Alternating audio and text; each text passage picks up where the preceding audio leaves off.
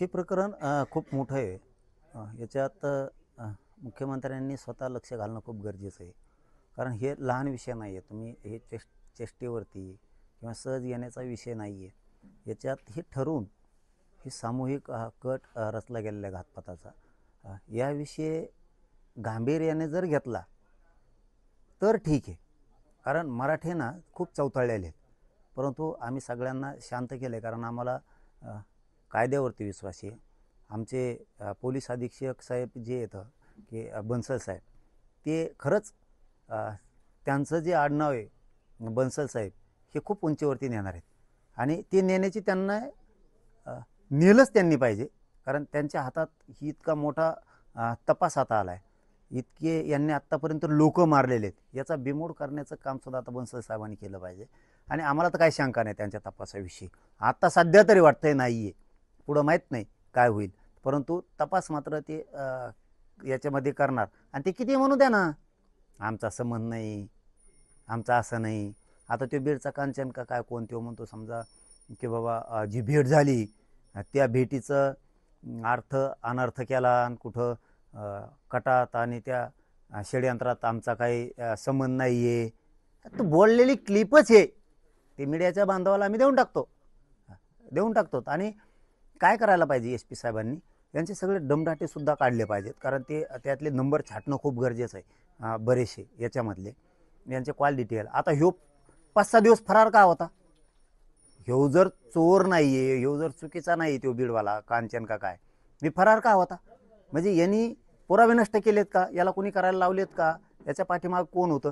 हे सगळा याचा शोध मात्र तातडीनं लावणं खूप गरजेचं आहे. आणि चौकशीला त्यालासुद्धा आणलं पाहिजे, त्या धन्यामुंड्याला सुद्धा. कारण त्यांनीच हे घडून आणलेलं आहे. कारण एक तर मी खोटं करत नाही. अजय दादा, तुमच्या माहितीसाठी तुम्हाला म्हणून सांगतो, तुमचं काही वेळेस भाषण असतं बघा की मला खोटं मी सहन नाही करत, मी कामाचा माणूस आहे, असं तुमचं भाषण असतं. आता तुम्ही कामाचे आहेत का नाहीत हे आता लक्षात येईल. कारण हे मॅटर खरं आहे, हे खोटं नाही. मी तुमच्या विरोधात बोललो नाही. फडणवीस साहेबांच्या बद्दल बोललो तर आरक्षणाच्या बद्दलच बोललो असतो. शिंदे साहेबाबद्दल बोललो तर आरक्षणाच्या विषयातूनच बोललो असतो. अजितदादांच्या बद्दल बोललो असतो तर आरक्षणाच्या विषयातून बोललो असतो. परंतु या विषयात आम्ही आणखीन बोललेलो अजितदादा तुम्हाला नाही. त्याचं कारण असं की तुम्ही आता त्याच्यावर पांघरून घालायचं जरा कमी करा. नसता तुम्हाला वाटत असन सत्ता आहे आमका आहे तमका आहे, 2029ला तुम्हाला इतकं महागात पाडील मी की पुन्हा मग ते बोलता सोय नाही. कारण तुम्ही ज्या लोकांकडे लोकच नाहीत असे लोक घेऊन संघ पाळताय, मराठ्यांच्या विरोधात काम करताय, ते घातपात करायला लागलेत आणि त्यांची पाठराखण करणार. संतोषभाई देशमुखांच्या प्रकरणात सुद्धा तुम्ही असंच केलं. तुम्ही महादेव मुंडेभाई यांच्या प्रकरणात तुम्ही असंच केलं. त्या महादेव गीते यांच्या प्रकरणात असं ते बियाणे का काय, अहो शेकडो प्रकरणात तुम्ही किती दिवस झाकेणार अजितदादा? म्हणून मी आणखीनही तुम्हाला बोललेलो नाहीये.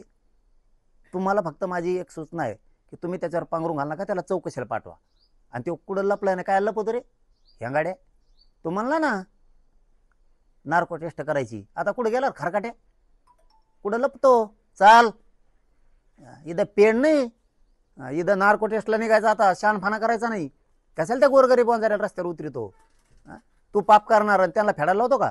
आता ओबीसीला मध्ये आणतो कशाला? याचा अर्थ तू त्यांना रस्ता रोक करायला लावला, याचा अर्थ तू दोषी. तू दूध का दूध पाणी का पाणी होऊ दे. चल त्या नार्को टेस्टला तिकडं त्या नळ्यात जाऊन बसू आपण, कोणच्या आहेत त्या मशीन मध्ये. चल, लपू नको रे, तुला सुट्टी नाही आता, तिकडं चल. मी माझ्या मराठा समाज इतका चौतळ्याला असून शांत केलाय. कारण इथं आता दूध का दूध पाणी का पाणी होणार आहे. तू अर्ज लवकर कर. तुला सांगतो, लपू नको तिकडं. अजय दादाच्या पदराच्या आडून घे, इकडं अर्ज कर, नार्को टेस्टल कर. चल लवकर.